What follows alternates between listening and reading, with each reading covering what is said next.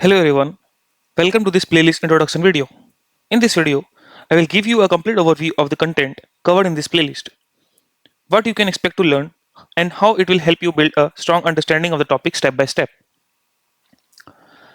Coming to Module 1, Introduction to Databases and SQLs, which includes chapters: what is data and why database exists, database versus DBMS versus RDBMS, what is SQL and how it works, history of SQL and ANSI standards, types of databases like OLTP and OLAP, popular SQL databases like MySQL, PostgreSQL, Oracle, SQL Server.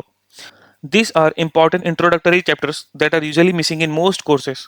I have made sure to cover them right at the beginning to build a strong foundation. After Module 1, we will set up the environment for three RDBMS platforms in Module 2, which is SQL environment setups.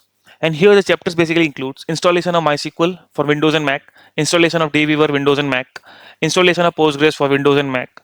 And after that, SQL editors and tools overview of MySQL, SQL editors and tools overview for PostgreSQL, SQL editor and tool overview for dbeaver. You can choose to install any one of them based on your preference. However, the course will primarily focus on using MySQL Workbench going forward. After setting up the environment in Module 3, which is SQL syntax and basics, and chapters includes SQL keywords and case sensitivity, SQL naming conventions, SQL comments and formatting, logical order of executions. And we will not focus only on theory or pointers. I will also share practical examples to help you clear doubts and gain a deeper understanding. The topics are covered in depth so that you don't miss anything important.